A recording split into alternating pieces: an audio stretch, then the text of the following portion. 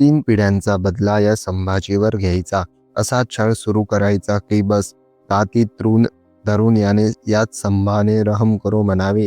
राजांनी ज्या क्रोधी नजरेने आलमगीराकडे पाहिले होते ते डोळे फोडण्याचा त्याने निर्णय घेतला. त्यात त्याचा आणखीन एक हेतू होता.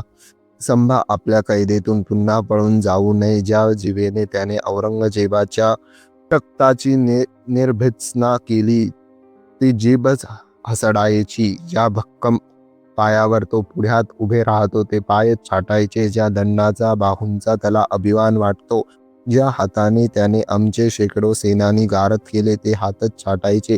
त्याची खुद्दार गर्जना जी आज पोहता कुणाच्याच पुढ्यात झुकली नव्हती ती तलवारीने उडवायची. सर्वात प्रथम डोळे फोडायचे. लाल लाल पोलादी सळ्यांनी सळ्या त्याही तापवून डोळ्यात खुपसायच्या. मग ओरडू दे त्याला.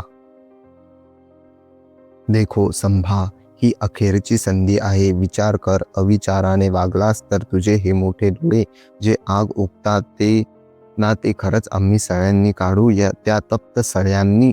तेव्हा जगाला समजेल आम्ही किती कठोर होऊन शिक्षा देतो ते. बोल, मुसलमान होण्यास तयार आहेस? काय दिसेल औरंगजेबाला?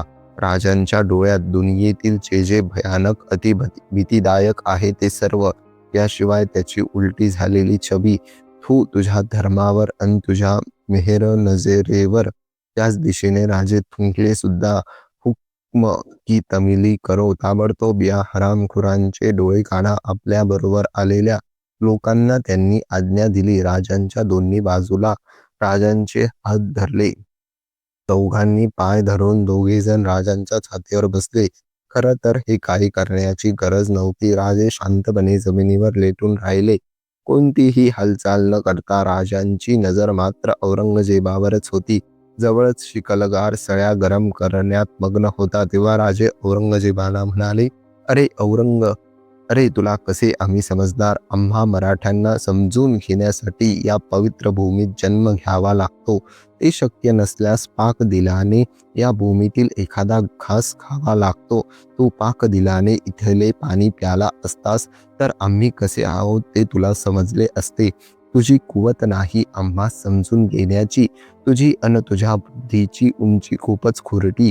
आमचे डोळे काढल्यानंतर मात्र तुला प्रत्येक मराठा संभाजी राजा सारखाच दिसेल. मग त्याचे डोळे काढणे तुलाच काय, तुझ्या त्या परवर दिगाराला सुद्धा शक्य होणार नाही. काढ आमचे डोळे, काढ, लवकर काढ आमचे डोळे. निदान यापुढे तुझी नापाक चक्ल सूरत तरी पाहावी लागणार नाही. कवींनी आपली जीभ मुक्त केली. आलमगीराची निंदा नालस्ती आरंभली होती. तू तर पागल कुत्ता, चावणे हा तुझा धर्म. तू अशी अमानवी शिक्षा राजांना देऊन आम्हा मराठ्यांची दौड कदापि रोखू शकणार नाहीस. आम्ही तर त्या शिवरायांचे पाईक ज्यांची दुनियाच न्यारी होती. कोण मराठा मृत्यूस घाबरतो? तू तर नादान पागल, स्वतः सावरू शकला नाहीस. फिलफौर, डोळे फोडा या हरामखोर संभाचे. काढा त्याचे डोळे. आज्ञा देत त्याने आपले दोन्ही हात आपल्या कानावर ठेवले. डोळे बंद केले. खुदाचे स्मरण गेले.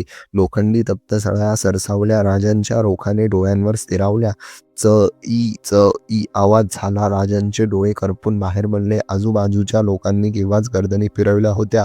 मानवी मन, मानवी डोळे हे दृश्य पाहू शकत नव्हते. मग ते सहन कसे करेल? सर्वांच्या अंगावर शहारे, अंगावरील केस ताठ झाले. भीतीने सर्वांचे अंग शहारले.